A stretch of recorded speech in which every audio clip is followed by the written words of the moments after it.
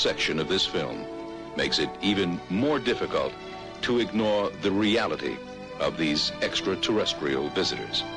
One of the most convincing UFO cases of all time began in January 1975 in Switzerland. The experience began as a UFO abduction case. A Swiss farmer was taken aboard a spacecraft, articulated words with the occupants, and began an exchange of information that has continued on and is going on today, still going on today.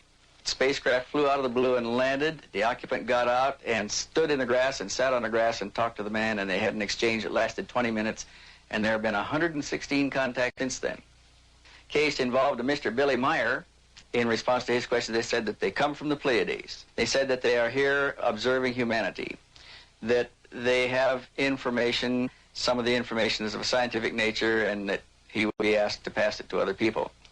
They say that they are not gods, they're not superior people, they are men just like we are men.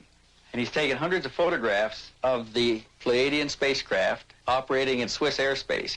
And this is all checked by the computer.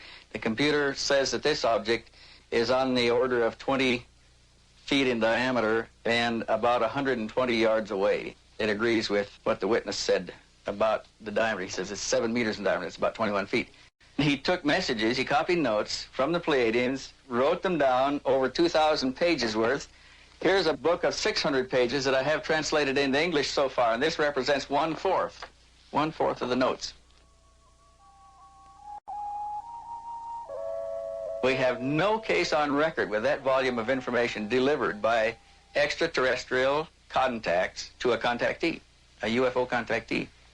And the information in there is just staggering, just phenomenal. The information covers technical and scientific data as best they can explain it to us in terms of the words that we use in our technology. It gets into spiritual problems, spiritual development of man and our relationship to deity. It describes other existences in space, other human beings living in other planetary environments. They're here because they're concerned about us, their younger brothers. Our technical potentials have exceeded our spiritual capability of handling the information, and we are now in a position where we can destroy ourselves, and we don't have the spiritual development to prevent it. And because of this, we have become a laboratory experiment. They are waiting to see what we're going to do. As a matter of fact, they don't see us solve the problem. They see us as an insane society rushing headlong to destruction. And that only a change of mass mind on a mass scale can influence it. And they don't see this happening. And that's staggering because it's us that's involved.